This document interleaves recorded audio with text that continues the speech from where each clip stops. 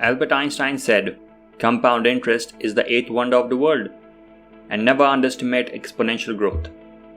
And Wilfred Pareto stated a principle called as 80-20 rule. It simply states that 20% of people, companies, control 80% of the market, and only 20% have 80% of market's wealth. Venture capitals take advantage of it. They invest in new companies which they think have potential and hold a big chunk of that company. They wait at least 10 years as the company matures, and they later exit the company when the growth becomes stagnant. But it's also true that 95% of the new startups fail. So, to protect themselves, they keep their portfolio diverse to counterbalance the loss. The 20% of investments yield 80% of the profits. There is indeed risk, but their will to make money is more than the fear of losing money. The companies look the same in the initial stage, before exponential growth. In few years, many companies fail and only a handful of them survives. Later, it isn't about winners and losers, but it splits between one dominant investment and everything else. The question is, why valuable company is nobody building? Well, there are many reasons. Firstly, people think that all world's hard problems have already been solved, and whatever is left are impossible to do. People need to get rid of these convictions. To say that there are no secrets left today would mean that we live in a society with no hidden injustice.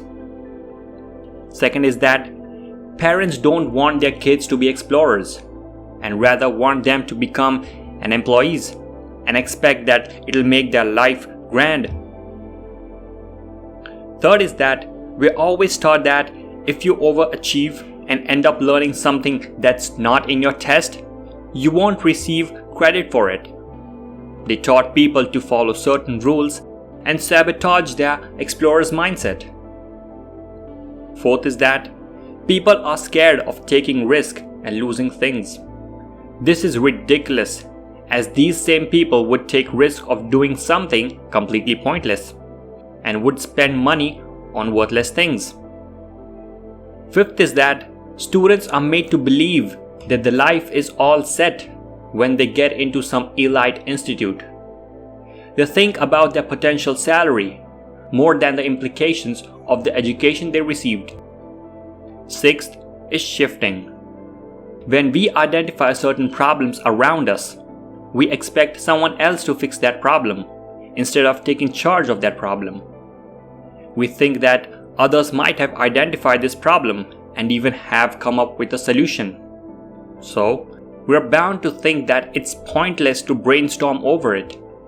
You rule out the possibility that it could be you who might have encountered this problem first, and eventually you might be ruling out $1 billion innovation or a potential company. There are a couple of things that every business must get right at the beginning. First is the foundation, because if the foundation is a mess, then the entire startup is a mess. It's just like forming a constitution, where it is important to split the power between center and states, forming rules and regulations, giving people rights and freedom, etc. And if the constitution isn't well made, then it's impossible to run a country in a right manner. Second is whom you decide to start a company with. It's the most crucial decision to make, because it's like a marriage, and conflict among partners is no less than a divorce. And by this conflict, it's the company who suffers the most. Further things will be covered in the next chapter, so tune in and subscribe.